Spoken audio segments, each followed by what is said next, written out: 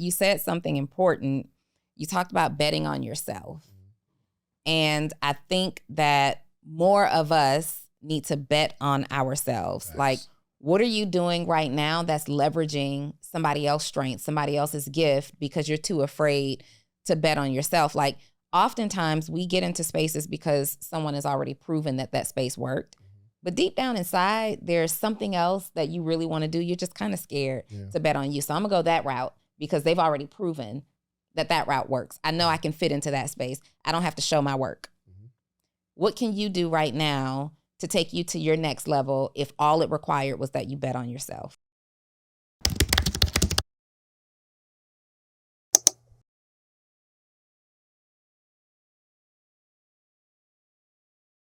Welcome to another edition of the Social Proof Podcast. My name is Donni Wiggins, and I am very soft-spoken, soft in tone, soft in posture. Stop looking at the TV. I'm looking at the camera. Oh, good. Anyway, welcome to another edition of the Social Proof Podcast. You guys, my name is Donni. Are you really adopting this soft tone life? Am I soft right now? Because I feel like I just got loud. You're real soft. I like this volume. So the reason Before we started, you said you're working on your volume. What prompted this? I told you, I've been saying for weeks. I have, Brittany, right? Like, I'm always so much louder than you. So we'll have the clips and they'll make, we have the clips that go on our social media, and it's like, you're like, yeah, so, I'm going to make this really strong point. And I'm like, yeah, because I think it's so dope. Well, your volume and how you're talking now is different. Well, the volume, I understand if you don't want to be loud, but now it's hard to be hype. Stop talking like that. Well, it's hard to be. No, like, be Donni. Get out of that. It's hard to be hype and talk at this tone for me. Like, I feel really excited right now. Do I sound really excited right now? What social media pages you been following? You need to get off the internet. Seriously, it's like a thorn in my ear, and I think this is more of my radio voice, and I'm just trying to make sure I'm creating new options and pathways in the event somebody wants to get me on their 107.9, 103.3, any of the Stop looking at the FMs. TV. I am not looking at the TV. Yes, you are. I'm looking at you looking at the TV. I am looking directly now you're looking at the camera. Go back to my camera real quick, Reese. Oh, you know what? See? That's your camera. You're right. Yes. So why are you looking at that camera? Because he switched it up on me and I wasn't, you know what I mean? Okay, be yourself, okay? This is me. This whole episode, we're going to talk about being yourself. No, we're not. No, we're not. Soft life, golly. This is, first of all, this is not soft life behavior. This is me not enjoying the fact that I am like 10 times higher than you, louder than you in volume, and I'm matching your energy. So you want me to come back, match my energy. I'm not matching that soft life. Turn up. Crazy. We're here, Social Proof Podcast. I'm excited about the year. I'm excited about everything that's happening. The whole year we are going big. Okay. Me and Brittany starting a business together. I love it. For her signs. Mm-hmm. Are y'all? You gonna let him take over your business like that? I'm not taking over a business. What's the percentage? We didn't even talk about that. Use the mic too. We didn't even talk about that. Okay, so I just want to be clear that if you and Shans are doing something together, me, you, and Shans are doing something together. See, she always say you should automatically assume that whatever Shans got going. I'm looking forward to it. We're talking about money now. It's time to get bored. Shan, I am excited because I want you to meet Brianna over there. Wave, Bree. Bree is my maybe marketing assistant right now, and her job. I've seen you somewhere before. Yeah, you've seen her. She was at the alumni affair. Okay. Mm-hmm. Bree is also my little cousin / first daughter. Mm-hmm. She was born before Dage, so it was just me and her for a while, and she's my little cousin. But look at her doing her job. Look at you. Her job is to get behind the scenes of me just doing stuff because David had the audacity to tell me that I wasn't a content creator. All I do is create content and don't post it. But now... I don't think you could be a content creator just by creating content. No. I'm about this content life, okay? I create content. My flaw has been in not posting all of this fantastic content that I create. So I brought Bree in, I had a meeting, and I said, look, not only are we creating content, but you're going to be responsible for making sure it gets posted, shared with the world. I have Google Drives and folders of just stuff. Was there something that you needed to do besides being here right now? I'm looking at your page to see how often you're posting. Oh, I'm dope. It's consistency. You skipped 2 days. What 2 days was that? So it'll show your last post was 21 hours. Mm-hmm. The one before that was 1 day ago. The one before that was 3 days ago. If 21 the one hours. before that was 4 days Dave, ago. I want you to do the math. The one before that was 6 days ago. Which one was 6 days ago? Which one? This one right here. This one? Well, which that was 6 days ago. 6 days The ago. one before that was 4 days ago. Wasn't it like a weekend or something? I take breaks. All right. Oh, you know why? This one, this was a strategy because I'm a content creator. This one was hitting so heavy that I was letting it breathe. Which lets me know that you're not a content creator because it doesn't work that way. It does. It absolutely works that way. Yeah, that one was going so well that I was just letting it do its thing. That is actually one of the things I teach people. Don't get caught up in a post that's doing well that you don't put something on top of that, because the thing on top of that draws people to like whatever you just posted, and then they go back to the other thing. It actually amplifies the intention and the energy around your page. And so I actually, only a content creator would know that. I actually, as a content creator, teach people that when you have a post that's doing very well, give it some time to resonate with your audience. Maybe put 24 hours back and you come back and you pace yourself so that you don't have two pieces of content competing against each other. You know what I mean? So as a content creator, if I were teaching, you remind me of those people that make like teach. $100 a week in trading, and now you want to teach trading? For sure. You're not a content creator. Sure. See, with and you know what's crazy? I am not necessarily, so for instance, I was doing these content creation boot camps, right? Because I'm super heavy in like social media and creating content, things of that nature, and teaching people. But then I kind of laid off of like the whole social media thing. And I still post or create or whatever. But then I saw people like Nikki and Madi who really leaned into it. And that's when I decided, I'm not necessarily a content creator. I'm just a podcaster. So the thing is, if you were a real content creator, which I'm glad you just admitted that you're not, you would understand that being a content creator is far beyond social media. Yes. Right? So I create content for other brands, copy, programs, offers. When you see these great webinars that have been written, these things are content, right? I am actually a content creator. So proud of you. Which is why I have a whole membership group that's going on 3 years strong now of people who admire the way I create content and feed them content. Give a round of applause, you know please. What I mean? Shout out to Post a Page. Just text 404-737-2767 if you admire my teachings about being a real content creator, not just a social media. Here's the thing. You're good at it. I think you need to show more people. That's what we're doing. Chance, listen, all I need you to do in this moment is say, wow, Donni, way to go. I'm proud of you. I did. We did a whole round of applause. No, I'm just saying I'm encouraging because you are amazing.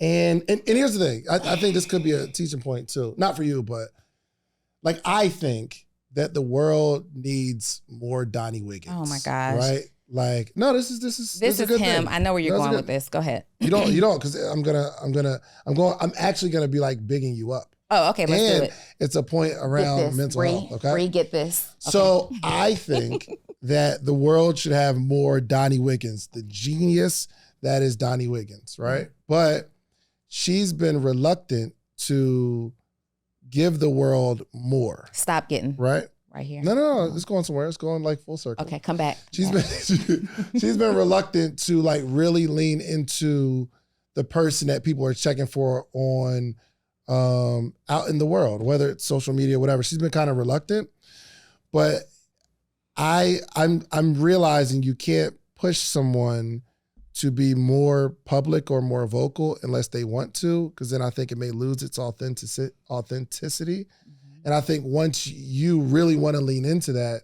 I think it's going to be phenomenal. But I'm not pushing you anymore. I appreciate that. Yep. It's not even a push. It's not a lack of desire. It's just capacity. Like I have a really clear image of what I desire my life to look like.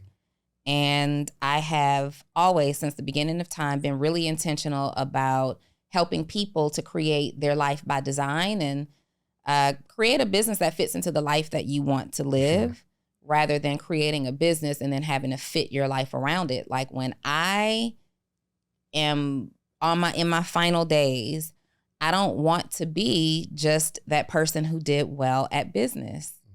And so for me, I casually, even though I take advantage of opportunities quickly, it's just when we're talking about these long-term commitments, like me having my own podcast and things like that, it's not that I don't want to do it. It's just, has it fit, right? Previously, and last year for sure it didn't fit, right? This year it does fit. Good. We're just, figuring out what that looks like. Can I be honest with you guys? I'm kind of scared. Yeah, I think I have a little bit of a fear of doing my own podcast, right? David and I show up here every single week and we never know what to talk about. We just start talking. Yes. And then it ends up being something that you need to hear. Me by myself, what am I going to do? Just sit there like, self, what are we talking about today? I don't know, self. Let's figure something out. Like, you know what I mean? There's that. And there's the responsibility of building the podcast and showing up for it. Like, I don't want to be like corny. Yeah, I don't think you'll be corny. I won't be corny. I don't even know why I said that. Yeah, you won't be corny. It is not. So for one, I would be doing a lot of the work for you. I appreciate it. But I just think, and I think it's important. You got to move at your own timing. Yeah. Right? Yeah. But the other thing is, it's been difficult for me to grasp, and I've shared this with you, it's been difficult to grasp how my own show doesn't conflict with Social Proof, because we're not suggesting that I do my own show and leave Social Proof. We're suggesting in addition to Social Proof, right? And the things that I enjoy talking about are business and life and spirituality and relationships. And we talk about all that stuff here. Yeah, but it's different because some people come to this podcast because they want to hear what Donni has to say, right? Some people come to this podcast because they want to hear what I have to say, right? Everybody's going to have their own tribe, right? They're not their own tribe. And, most people just like the dynamic together, but everything you say resonates with a certain group of people, right? And they want something more. So my point is, we dropped this on Thursday, right? Yeah. Let's say, for instance, we don't have anything going out on Saturday. Mm-hmm. Just because we don't put something out on Saturday doesn't mean people aren't going to listen to something on Saturday. Mm-hmm.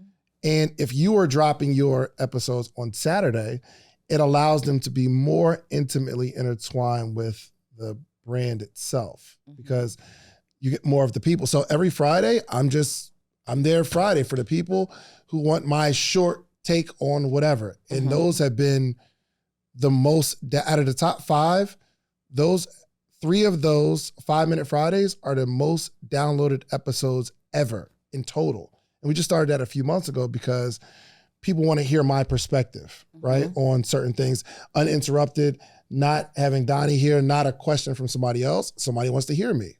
Cool. So I think that and it amplifies the whole thing. You know what I mean? Is that your version of your solo thing? Correct. Because everything else, it's not just me. Right. Sharing so that the 5-Minute Fridays, are you consistently doing those now? Absolutely. Okay. So that's your version of your solo thing. Correct. So if I am putting it into perspective for me, I could have a 7-minute Saturday. Yeah. Easy.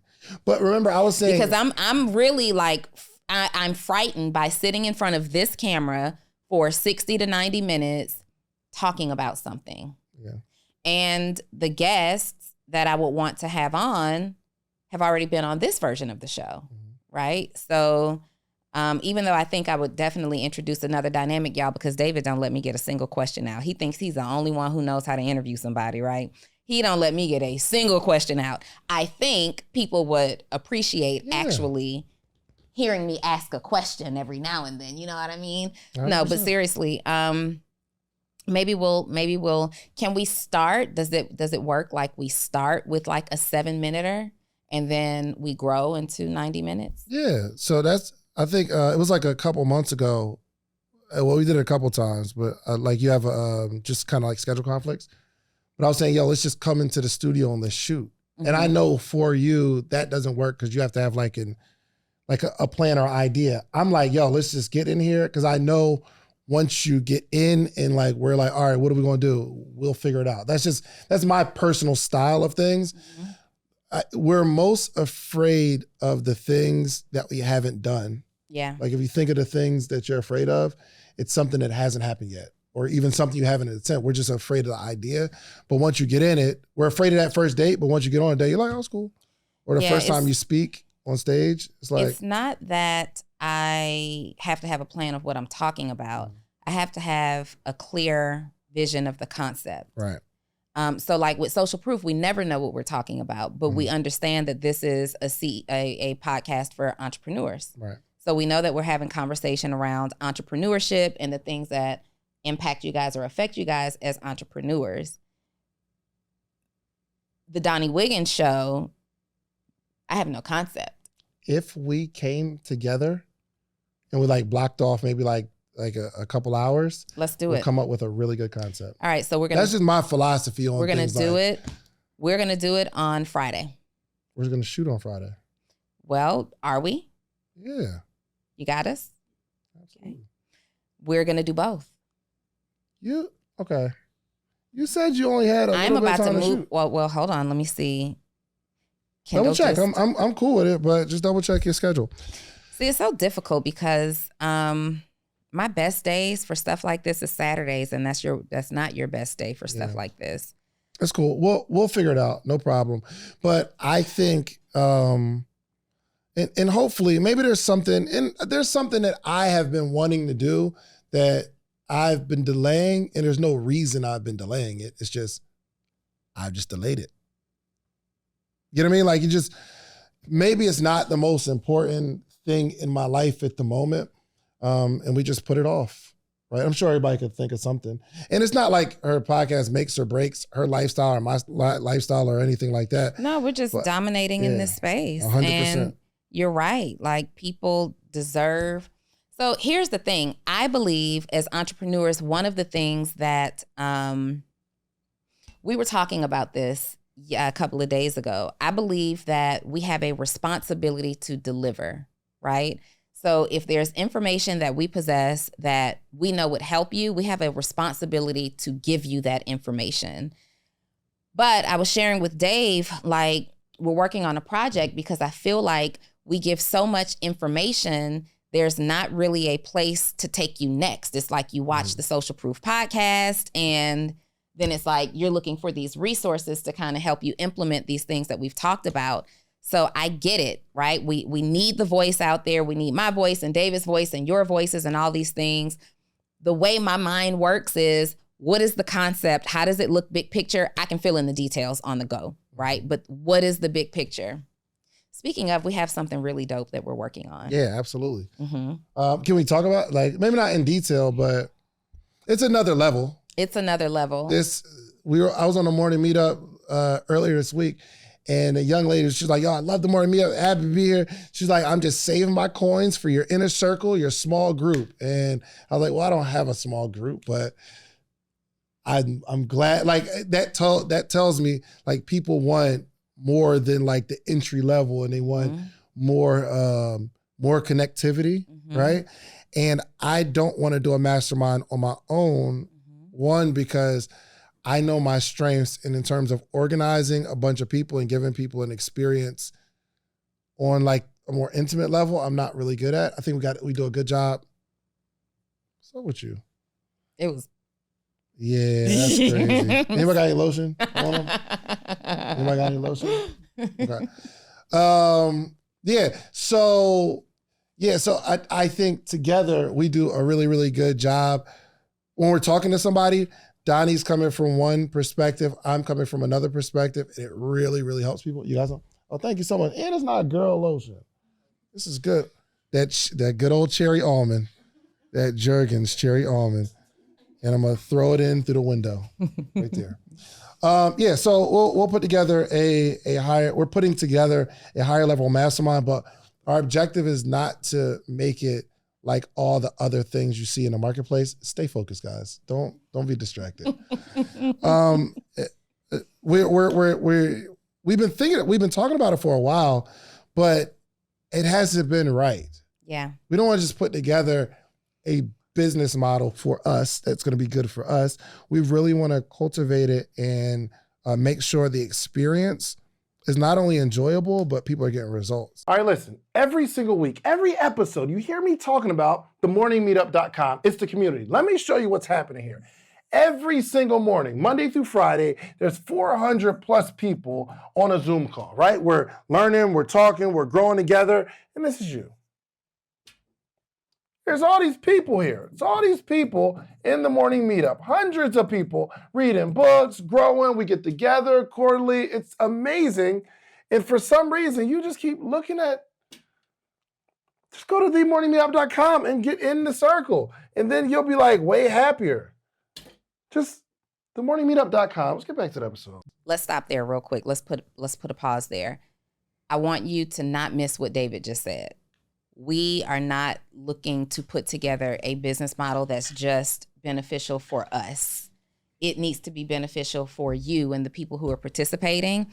Just to be clear, David had a mastermind on his own that was highly profitable. I had a mastermind on my own that was also highly profitable. But in conversation, we're like, it's good, people are getting results, but it's not great. Like, it's not where we want it to be. And, you know, what's interesting is I just wrapped it up. I just had my last call yesterday with my mastermind, and they're like, what do we do next? What's up? I'm like, nothing right now. Like, this is, we're pausing this as it stands right now, but they were really like, what's going on? And then I had a mastermind with 6 other women as a result of the Wealthish Live event that we had done. And it was so funny that at the end of that, we spent 8 weeks with these ladies on a higher level kind of pathway for their business. And they're like, so what do we do next? People really, like, sometimes you can be looking at, for me, it was an eye opener. Like, for months I've been saying to you, like, I need to do something more in this group. Like, it's missing just a little something. It's missing the pizzazz for me. But they didn't feel that way. They're like, what do we do next? And whenever you have people who have graduated or finished a program with you and they're looking for, like, you want evidence of, did I do a good job? Figure out how many people are looking for what to do next with you, right? So I think what we're about to put together is powerful. To get David and I both in a space together where you're going to be able to essentially get coached by us both on an intimate level in a small group setting. I'm super excited. Yeah. So. And it's like we're really thinking like big. How can we really, really change like kind of like that entrepreneurial landscape and we create unheard of results? So that's like big, right? We were talking on the call this morning about just going after something big. And in every industry, there's a gap. There's something that's not happening, and then someone sees it, and it happens, right? So I think we need to figure out how we can dominate the whole space, and not even the whole space. So, for instance, podcasting is something I'm really, really passionate about, and I see that there's a gap of a large gathering of people delivering information. Solid information, like really, really good information.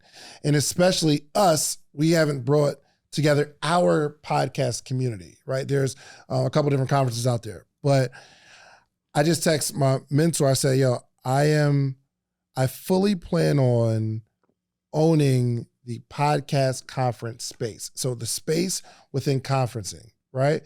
Anybody that occupies a space within an industry, you've got to give them $1 billion. So think about, when you think of a tire, what company comes to mind? Goodyear. How do we all think of Goodyear? Because they say, yo, we don't got to focus on cars, but tires of a car, and I don't know how long they've been doing it, but I would imagine it was before cars were, it's probably been 100 years or so, right? Somebody look up when Goodyear started. Let's see it. I think they decided to dominate a space, right? Moving companies, they see people that are having an issue moving. When you think of moving companies, what do you need? You need a U-Haul. They said, I'm going to occupy that space of moving. We'll do this one specific thing.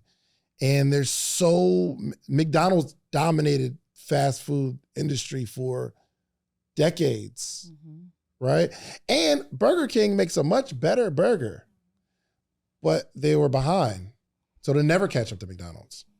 So, and if it wasn't for the world changing with health and stuff like that, or like the understanding what goes in McDonald's food, I think it's still dominating. Yeah. But like domination in a space, not just doing well. That's my whole message right now is what can we find that we can dominate in? Live Nation did it too.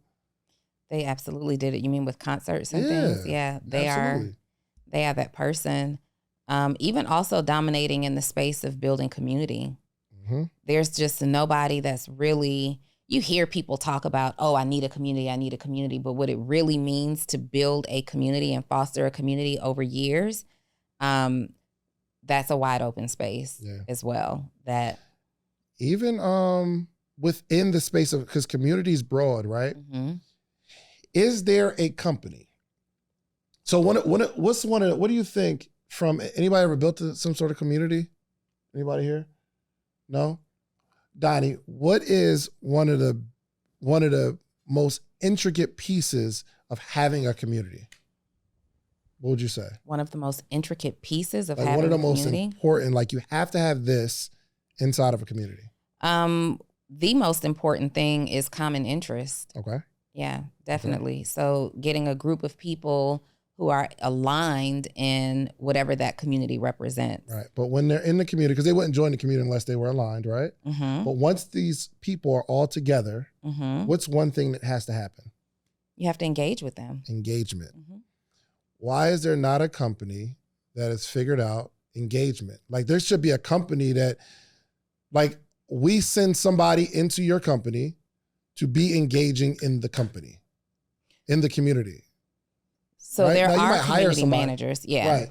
But yeah, that's what but I don't know anybody that, I have to go to this company, right? To make, if I'm going to think of a community, one of the most important elements is engagement. Who is a master at engaging and seeming like just a community member that's engaging in this group? That's finding a niche inside of a industry where if we can dominate that, you have to go to that company. Yeah. Zoom did it. You know who else came in and took over in terms of community? 100%. Until they almost went bankrupt. Until they almost went bankrupt. That was genius. Well, it was genius, but their pricing structure was just bad for them. It was good for us, bad for them. But yeah, like think about where you can be innovative. Like innovation doesn't have to be some new idea. Very clear. Again, innovation doesn't have to be some new idea.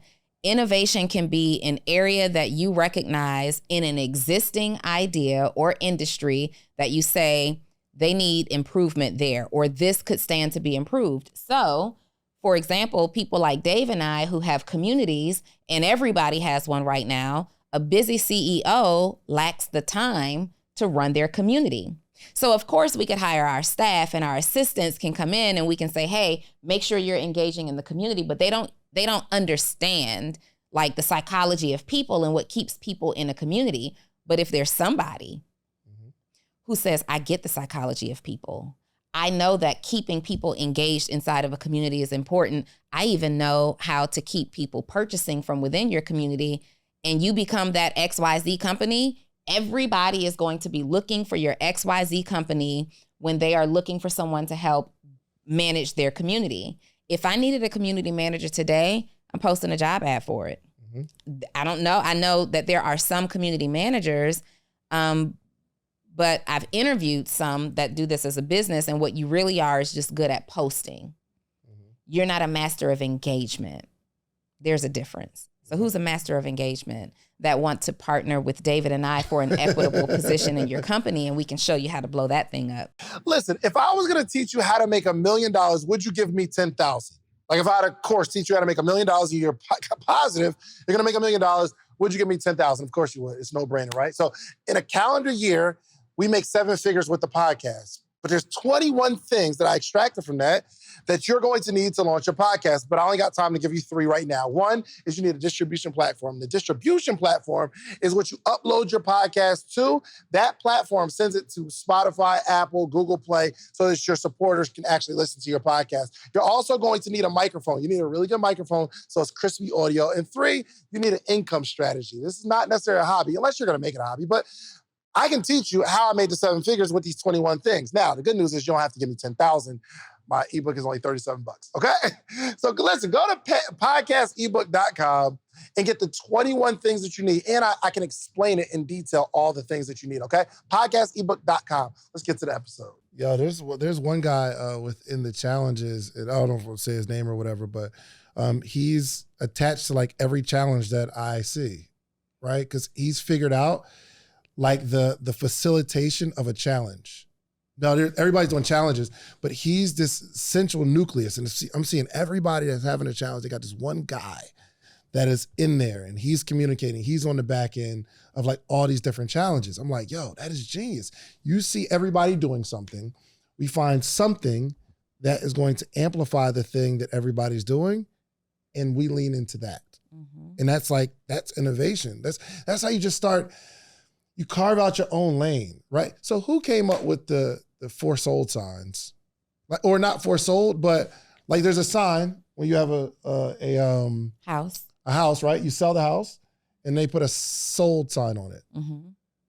Somebody was thinking, oh, all these houses are selling. I think everybody else needs to know that this house just got sold. And that promotes the realtor. And it's like a celebration. And they'll take a picture. Somebody just came up with this idea. And I don't know if it's proprietary or I don't know, but this sold sign that just sticks on the thing. And then every realtor in the country has to now do it that way. Mm-hmm. Because somebody had an idea within an industry to create that element.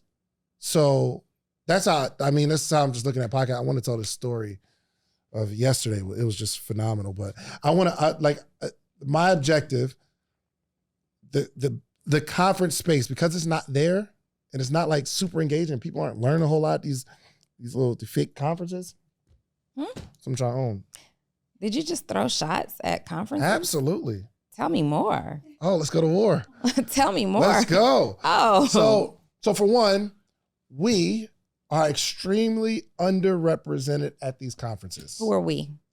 Black people. Okay. Or people that aren't white. So, and nothing against those. I love all people, right? But so some of my team members and friends, they went to this conference, the biggest conference that there is for podcasts. There was like 1,000 people there, 2,000 people. And they said, yo, it was like just a couple of us. But they had every major sponsor at this event. Mm-hmm. And they're in the workshops and they're like, yo, bro, the information just so dry, ain't no seasoning on the information. You're like, yo, they're not telling us anything innovative, nothing new. Mm-hmm. They're like, yo, they're giving the same information. Mm-hmm. I said, oh, got it. I said, who are the keynotes? He was like, you don't know. Who are the people in the space just like really killing it? I don't know. I said, got it. I see what's happening. And what was crazy, okay, I don't want to say that. Okay, I'll say it because I started saying it.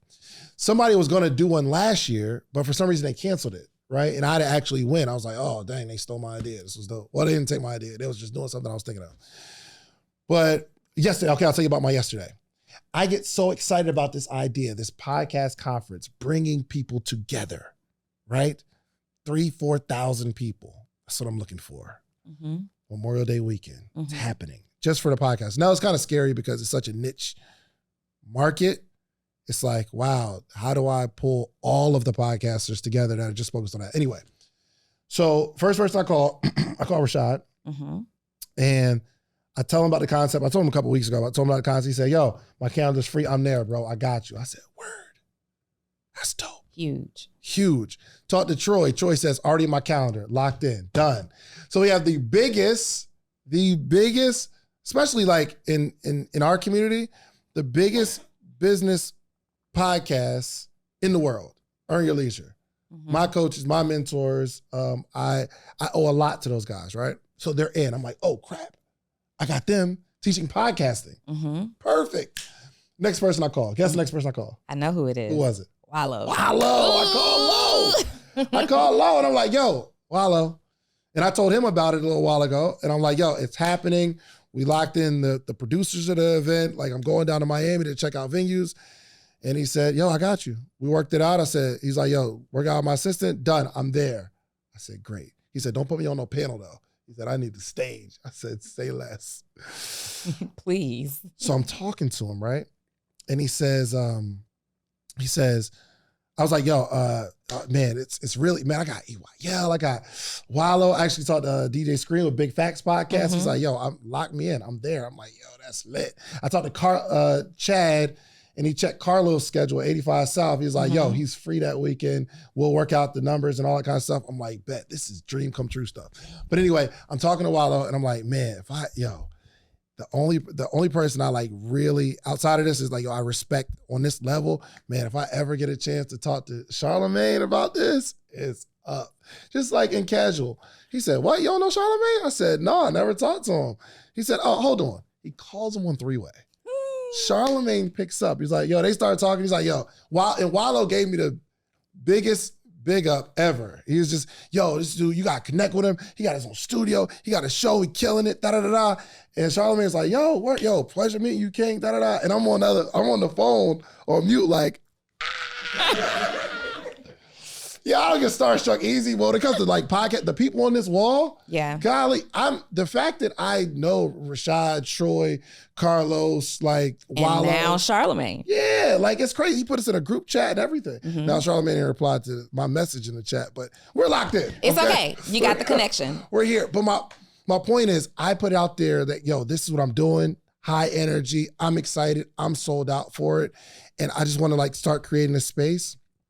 And it's happening. So I'm just excited that I'm betting on myself. Mm-hmm. I don't recommend people do events though, because it's the only thing you can't hide the failure. You can't hide that there's supposed to be 300 people there and there's 12. Mm-hmm. You know what I mean? If you sell books or something, you could launch your book. Nobody knows how many books you sold. Events though, whew. Don't, yeah. The anxiety. Yes, the anxiety. I mean, we've done just even on a small scale, like there was an event this past weekend, mm-hmm. and it's like, I don't know how this is going to turn out. The cool thing was people buy their tickets at the very last minute, so it always works out. But you said something important. You talked about betting on yourself. And I think that more of us need to bet on ourselves. Nice. Like, what are you doing right now that's leveraging somebody else's strength, somebody else's gift, because you're too afraid to bet on yourself? Like, oftentimes we get into spaces because someone has already proven that space worked. But deep down inside, there's something else that you really want to do. You're just kind of scared to bet on you. So I'm going to go that route because they've already proven that route works. I know I can fit into that space. I don't have to show my work. Mm-hmm. What can you do right now to take you to your next level if all it required was that you bet on yourself? Let's go through some steps on that. Okay. Let's say somebody has an idea, right? Who's got a business? Who has a business? All right. Can you use that mic real quick? Tell us about your business. Well, we're gonna find the gap and what he can do to bet on himself. I'm a serial entrepreneur, so I have several businesses. But my bread and butter is I have a business that it's called All Star Maintenance Services Inc. And what we do is go in and hey man, tell me what you do. Get it out, man. You fix stuff. Yeah. Okay. At homes. First off, go ahead. How long have you been doing that? 14 years. 14 years. And this might not apply to you, but when people start with, I'm a serial entrepreneur and I got a bunch of businesses. Already disengaged. And it tells me that none of them joints is really working like that. Right. And that might not be your situation. And that's probably not the case. That's not my situation. Yeah, for sure. But it is. So people are attracted to specialists, not generalists. So I have a couple of businesses, but I lead with what I do. Correct. Right? I'm a business coach and podcast co-host. Correct. Yeah. Gotcha.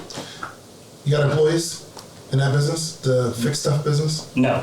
So you do it all yourself? Correct. Your business is not working. It might work because you got to go make the money. Right. But it's just like having a job.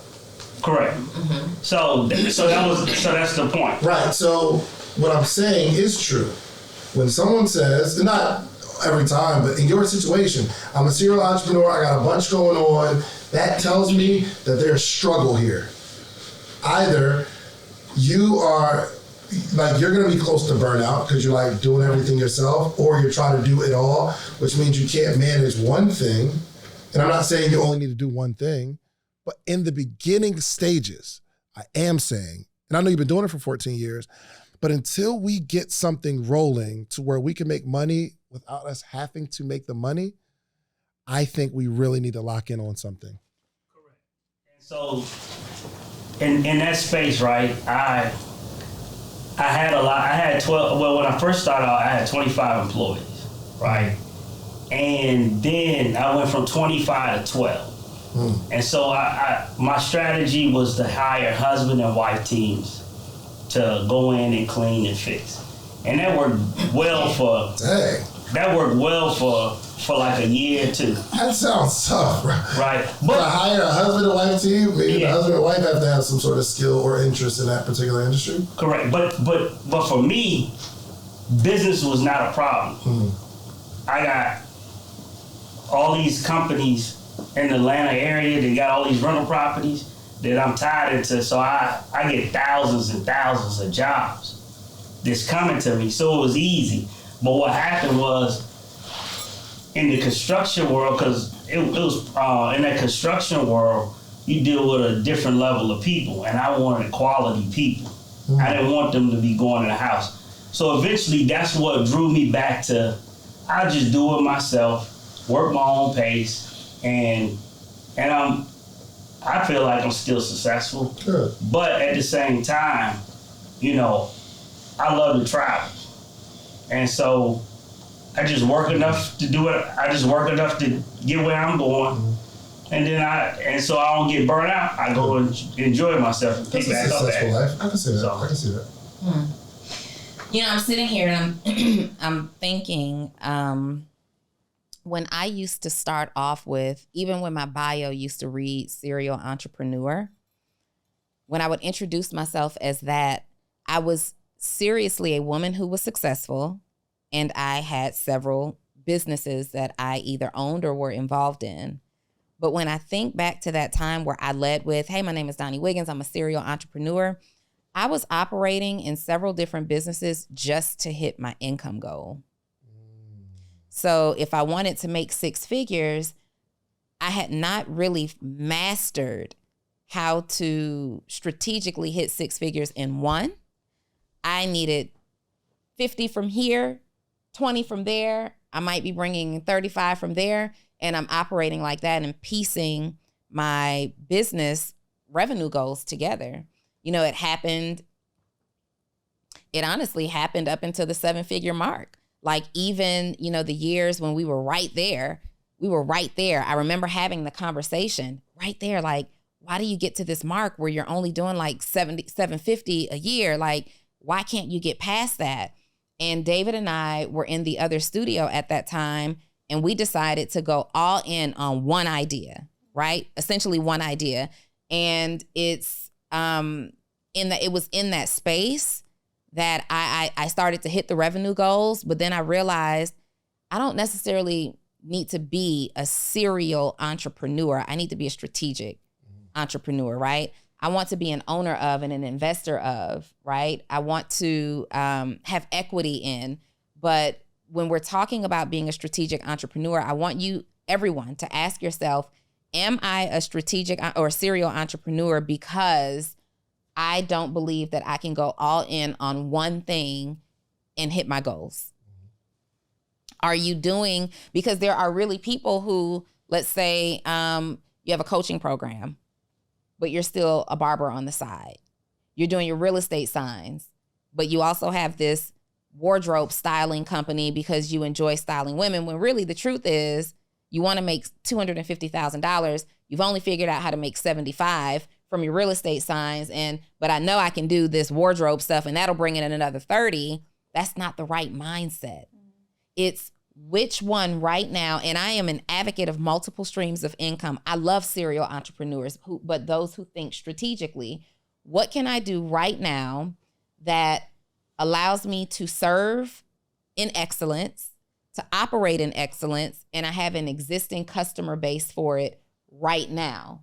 Like, if you got serial things going on, multiple things going on, maybe don't pick the one first that requires that you draft a concept, find customers, have to think about how to get money. Think about the one that allows you to operate and reach your goal the easiest. Get that situated, let that become successful, systematize that, and then move on to the next thing, or not move on, but introduce another thing. 100%. And to the point, first off, I had an amazing idea just now. And I was thinking, like, should I say it? It might not even be that good, but I think it's amazing, and I think someone may steal it. So maybe I shouldn't say it. I think I'm gonna say it.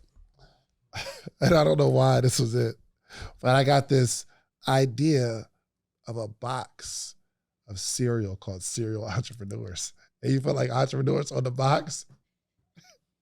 I would buy that. Serial Entrepreneurs. Well, let's think about this, because Rap Snacks is potato chips with wrappers on it. I promise you, I was thinking I'm going to call James Lindsay and tell him this concept. It's cereal. We are going to call James and tell him that we want CEO snacks. And imagine this, like you get entrepreneurs, like in the more like niche specialized, like, so I get entrepreneurs from that particular city and go into the stores in that particular city or where their demographic is. So if I'm looking at my demographic, biggest is Atlanta and Los Angeles for some reason. I don't know why. But like I go in the grocery stores on the shelves in Atlanta and Los Angeles, serial entrepreneurs. I think that would be dope. Anyway, okay. So for your lane, you fix stuff. The example of what I'm talking about is, let's say that there was a company that does nothing but fix toilet seats, door handles, and change light bulbs. Specialty. Correct. Right? Because there's, who do you call to change a toilet seat? Not really a plumber, right? Right? But maybe you could call a plumber, but they're gonna call, there's gonna be plumber rates. You wouldn't call the person who builds decks, even though they could probably fix a toilet seat. Full transparency. The toilet seat in my bathroom needs to be fixed. It's already fixed, but for a strong 5 months, that joint was just wobbly. And I was like, dang, we need to fix this. We need to fix this. And my wife was like, oh, we need to fix this. But eventually we started living with it. And it's just, you gotta put it down, and then you gotta make sure it don't move. That shit was crazy. But who do you call to do that? Because I'm not. Yeah, but who? You see what I'm saying? I'm not thinking in that way. But maybe that's not a good idea. But what I'm saying is, we find something within an industry that is extremely needed. I think what's the app called? Handy.com, or what's the little app? Not Angie List, it's something else. TaskRabbit. They're like, oh, well, it's all these handymen around, right? I'm going to put this task right. You got these little tasks. You just go into this one app. I'm sure, like, they've got to be worth hundreds of millions at this point. Mm-hmm. So whatever, think of like the industry in totality and think about your specialty and how you can like dominate a space within that particular industry. Mm-hmm. I think that'd be key. Give me another business. Dope. Let's try it.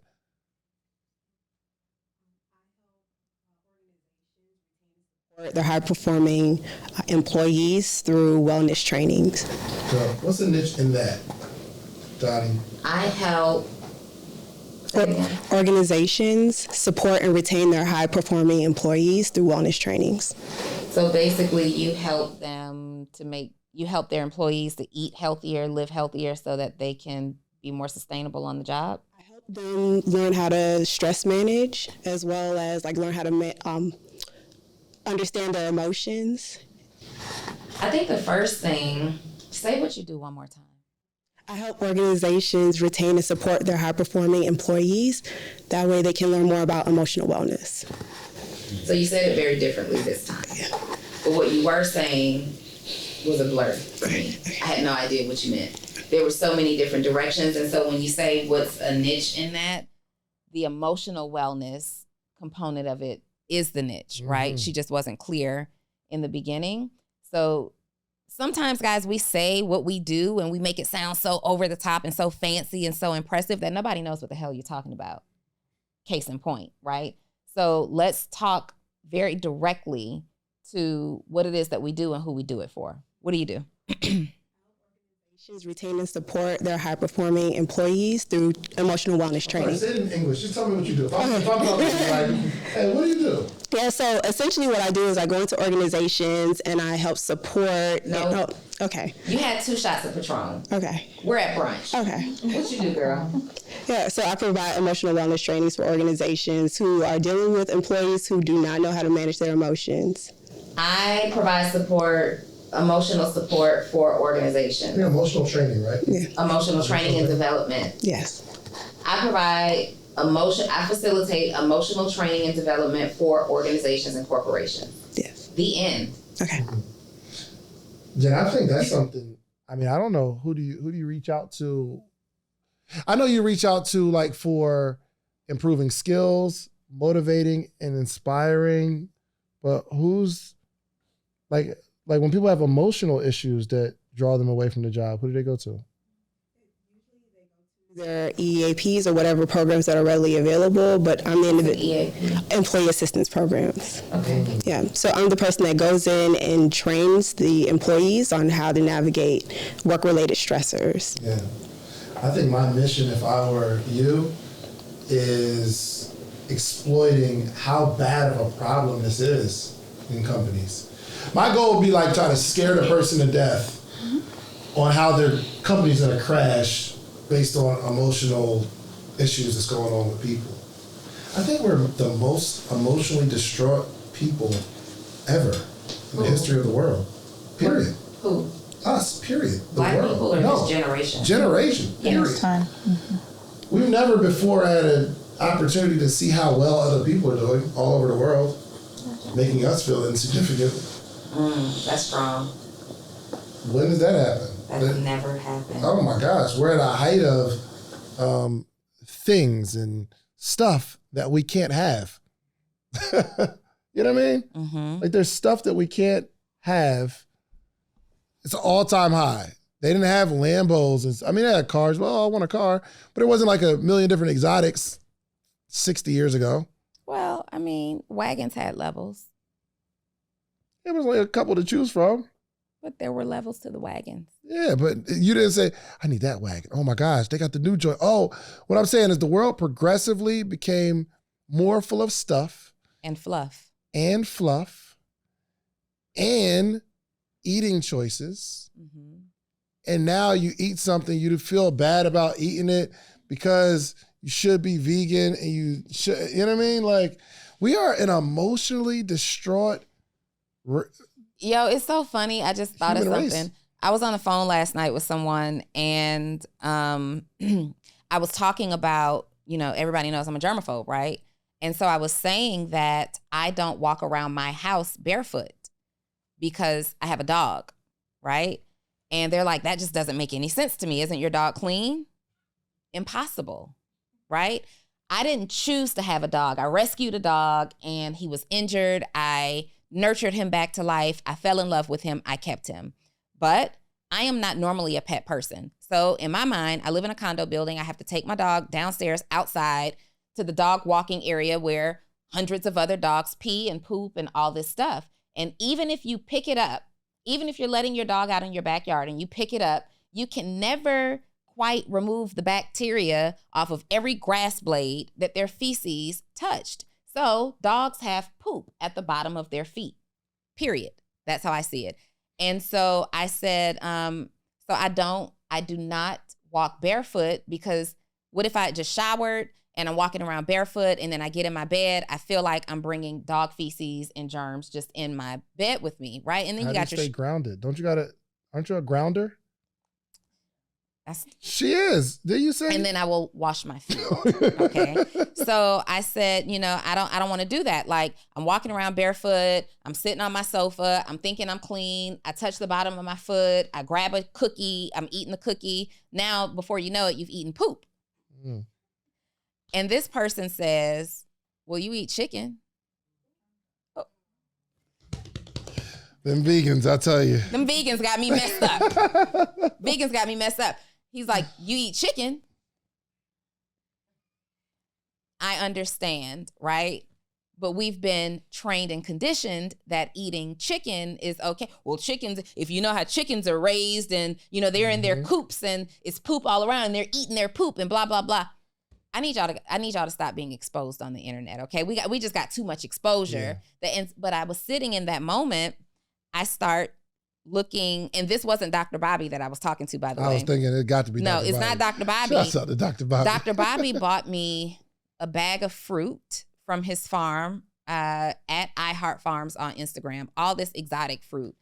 And when that person said that, I started thinking immediately about Dr. Bobby, because Dr. Bobby is that type of vegan that would say, well, your justification of why you eat certain things just doesn't make any sense because you're eating like flesh and blah, blah, blah. And I went to my refrigerator. I pulled out a piece of fruit. I got my star apple. I sliced it into slices and I ate that piece of fruit.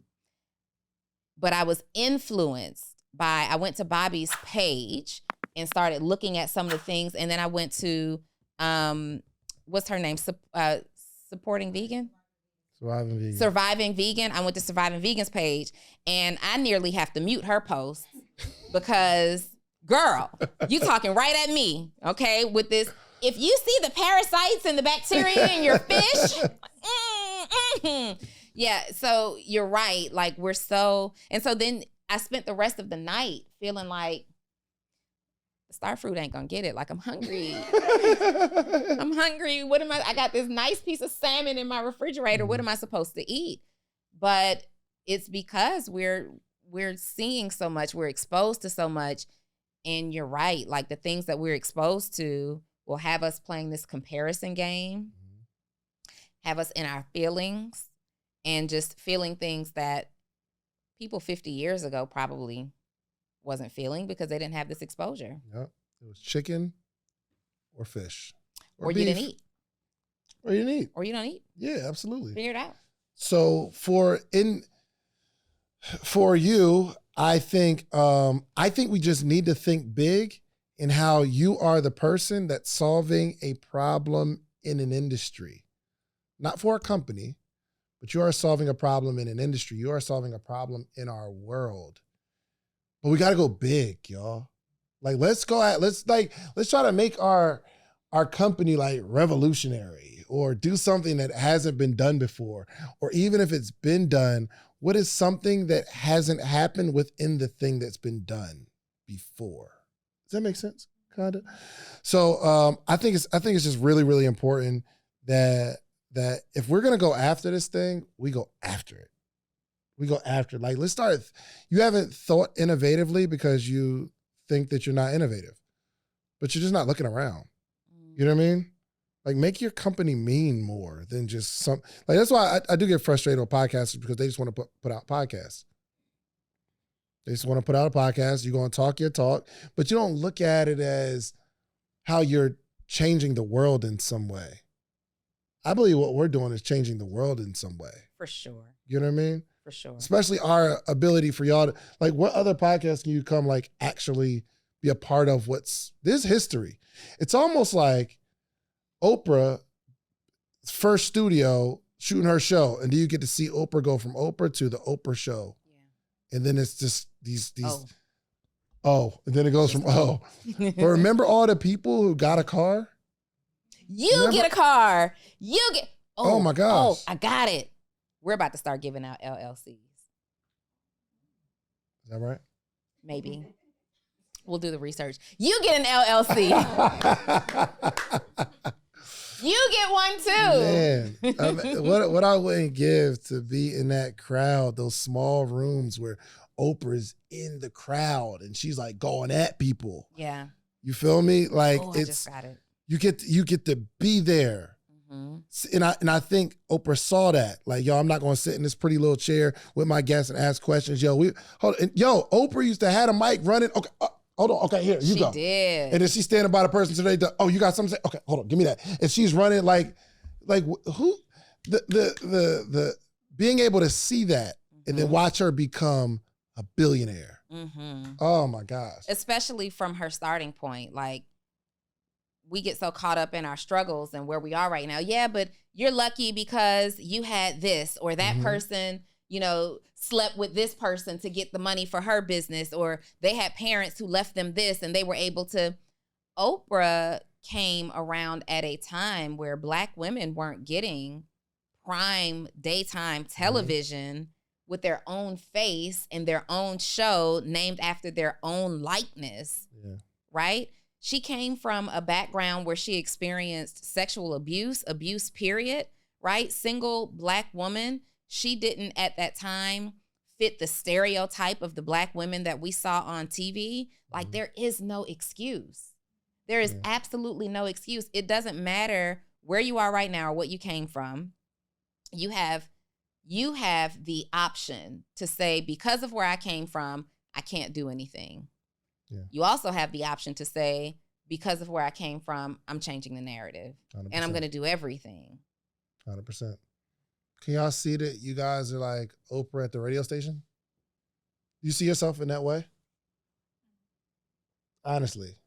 So some of us see like what we're going to be doing right now, right? Or like, I want to get to the next dollar, or it'd be great if I could make 6 figures or whatever.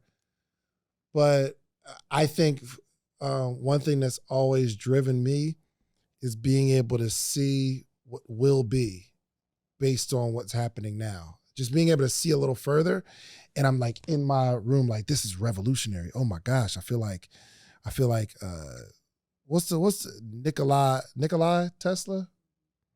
Feel like or Alexander Graham Bell working on the phone, like just seeing, okay, this little thing that I'm doing in the moment, it's going to help people, but like I just see it changing the world in some way, right? That's why I'm so passionate about like the morning meetup, because where do people get to gather every day? And though we are small now, it's a little over 1,000 people, maybe 1,200 people or so, and the goal is 10,000. I know that it'll be 100,000. Can you imagine 1 million people that are in one community? Like, or the people who started a fraternity. You think they started it just to start it, just a group of friends, or somebody saw something, it will be on every major campus in the world. But if you don't see the future, it's going to be really hard to stay motivated. It's going to be really hard to stay innovative.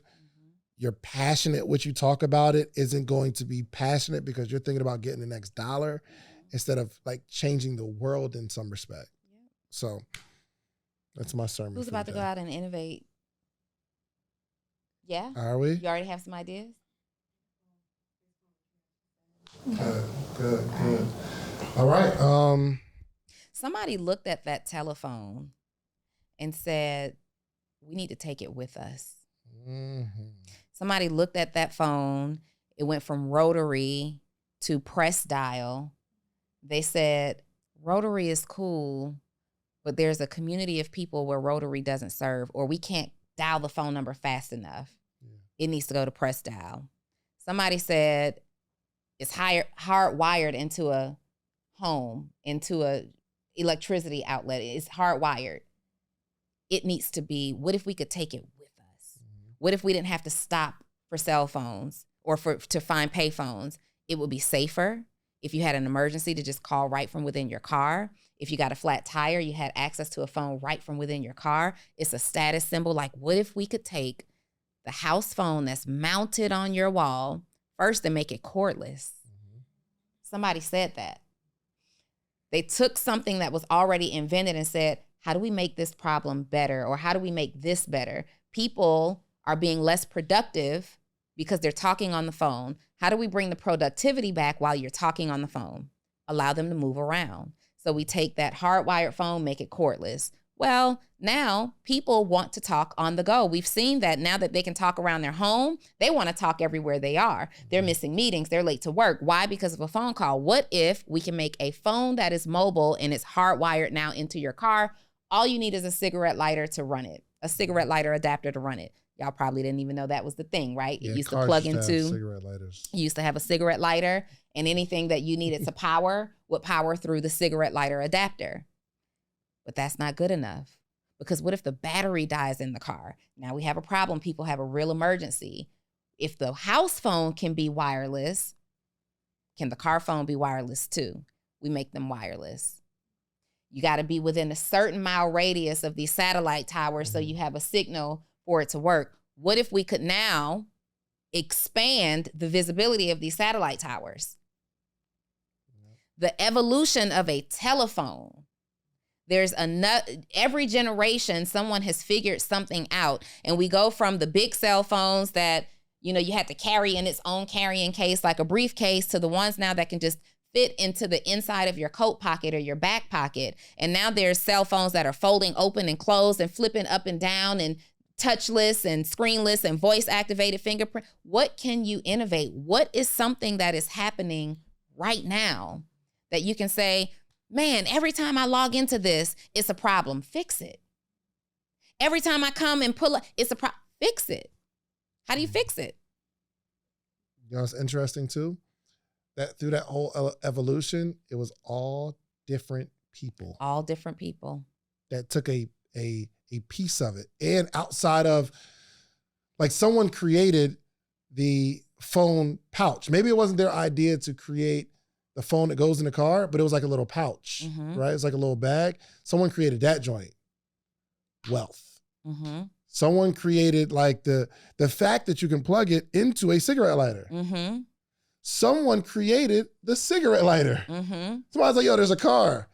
And I keep losing my matches. Oh my gosh, I can't find my matches. Somebody said, yo, I'm looking at the car, put a cigarette lighter right there because the whole world's smoking. I see it. But then somebody said the cigarette lighter should do more than just light a cigarette. It's crazy. It should be a power source, an electricity source. So you can burn your cigarette, you can light your cigarette and charge your phone. Yep. Remember the Vonage, not Vonage, but it was something where that video phone was a thing.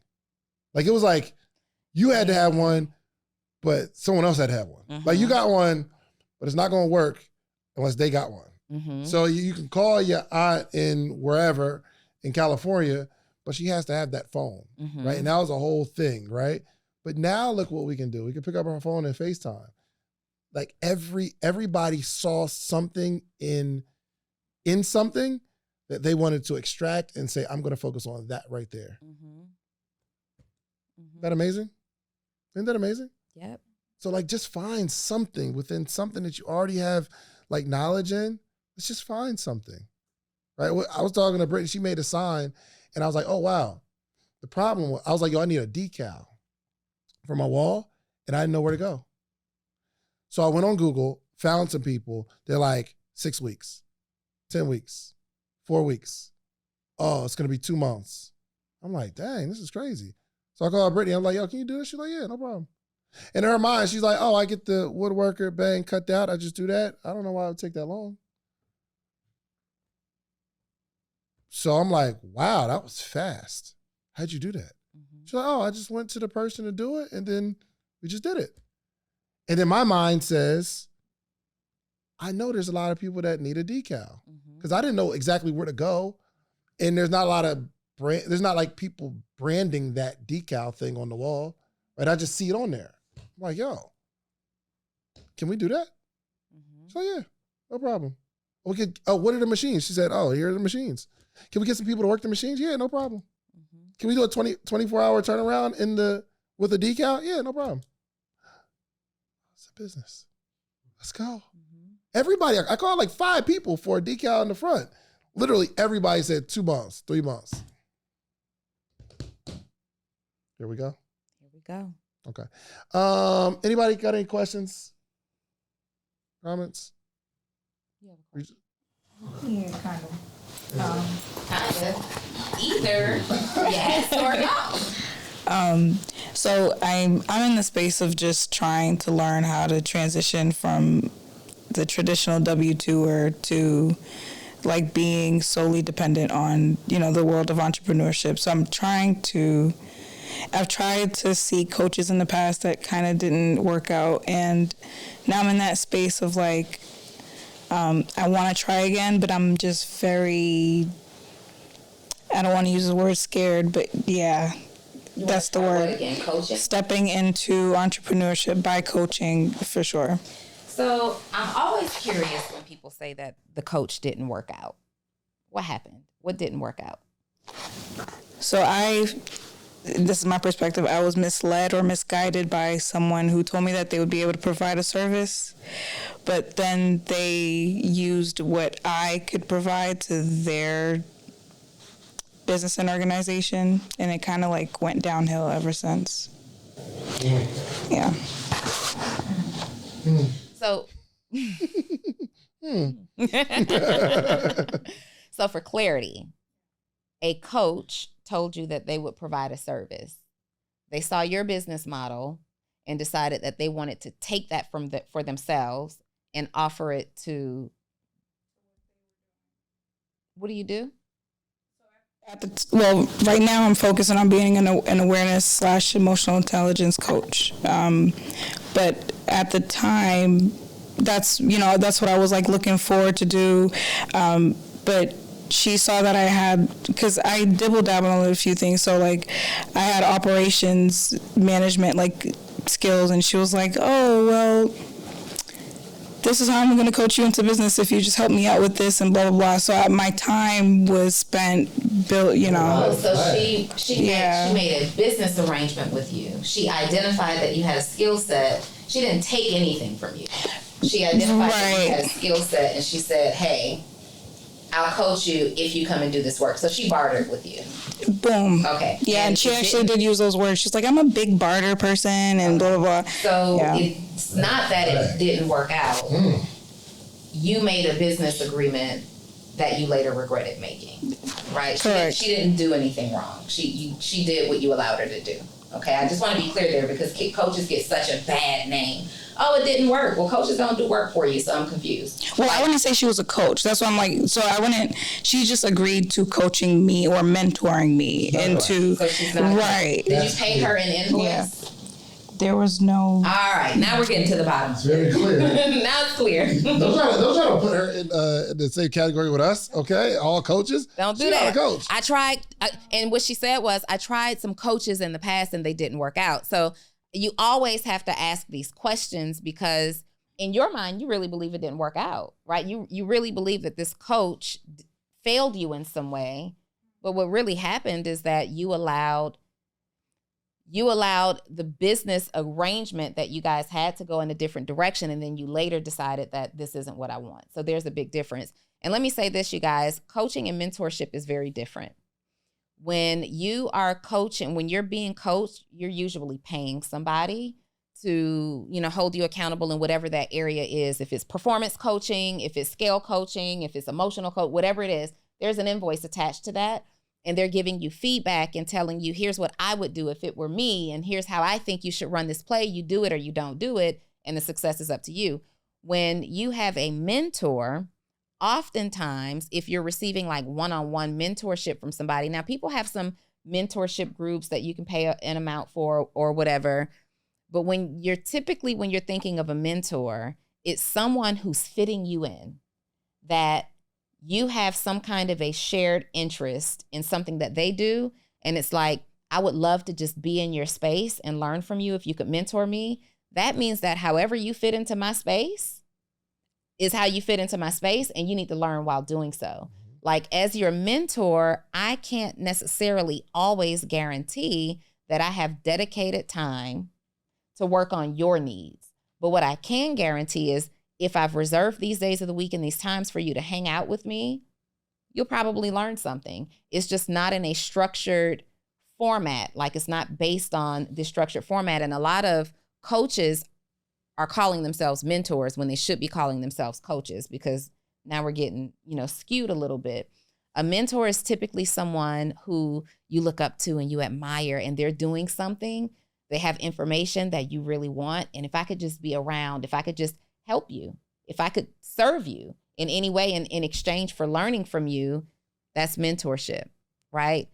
When I want you to be dedicated to helping me get a result, when I want you to prioritize me getting this result, when I need to make sure we have a day and time that we're talking about me, and my result, that's coaching. Find a coach. Go find a coach. So this time, go find a coach. Good. Yeah, it's like going to buy a sandwich. You're like, yo, I give you the sandwich. Just show me how to make a sandwich. And it's like, nah. No. Can't be. Yeah, that was crazy. Yeah. Yes. Okay. So, great episode. Make sure y'all like, subscribe to the Social Proof Podcast. We got a lot going on. We will let you guys know how to connect. Links are in the description. We've literally been talking every day about how to serve you all in a better capacity, more intimate capacity. So just throw it in the comments if you're watching this, or just let us know in the reviews if you really, really want this mentorship. But it's happening. And sure. How you would benefit. What are some things that you hope to learn from David and I together, right? You learn a lot from the Social Proof Podcast, but now we're talking about coaching. Yeah. Right. Now we're talking about an actual kind of we're talking about a transaction. We're talking about a result. We're talking about fulfillment. We're talking about the word that I'm looking for when you have to show up. What's that word? We are talking about showing up, execution, right? What are some things that you feel like it's not, but thank you. That couldn't have been the word. We are talking about, having a responsibility to help you get an outcome. And we already know the direction that we're going to go in, but we want to hear it from y'all. Is it access? No, that's not the word I was looking for in that moment. It was actionable. Find the word. It's cool, but that's not, you know what I mean?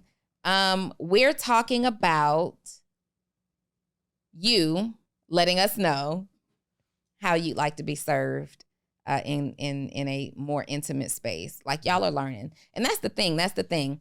You're going to learn something from the Social Proof Podcast anyway, right? So don't feel left out if this next move isn't for you. But we are talking about collapsing the time frame to hit your goals. We're talking about moving from very general information that is often softened by jokes and laughter and questions and things like that, and getting really intentional. Intentionality is what I was looking for. There it is. Becoming really intentional about helping you to reach some goals. And we know what it is, but we just want to make sure we're in alignment with what you need. So tell us real quick, what y'all think we're going to be talking about? What do y'all think that we're putting together? What kind of coaching do y'all think we're putting together? Who wants to say it? What are you thinking? What are you thinking? You don't know, but you want to be y'all a part don't of know? it. Y'all don't know? Y'all have no idea. That's good. Where we would serve at maximum capacity. Content. Yeah. We want to help you get results, make money, build your brand. So just stay tuned. We'll leave it right there, Doc. We'll leave it right there. Stick a pin. Stick a pin in it. Stick a pin. Listen, y'all, like, subscribe, share this with someone, okay? And review. Are y'all subscribed? Are you following the channel on your on what app? Spotify and Apple? You're a little quiet. Brother. You got an iPhone? Go to Apple Podcasts. Go to you got an iPhone? Are you not? You said YouTube. No, she said YouTube. Let me see your phone. I got you. There's more on YouTube than the podcast. 100%. I know because we put them in there. Basically, what you're saying is you don't want to double commit to us. We're not worth a commercial. Yes. Well, do me a favor. We're not worth a commercial. For those that are following, she said no. You following? Okay. For those that are following, scroll all the way down and hit the little 5-star. If you really, really want to show some love, leave a review. You're not into the love stuff. That's too much for you. Okay. All right. Cool. Just because you're sitting there like real intentionally doing nothing. You're just too cool. Wow. Okay. All right, really intentionally doing nothing at all. We are out here. Subscribe, share this with somebody else. All right. We out here. Peace. Thank you. Bye. You just watched this whole episode. If you like this episode, watch this one right here. Click right here. You're going to like this one if you like the one you just watched. Check it out.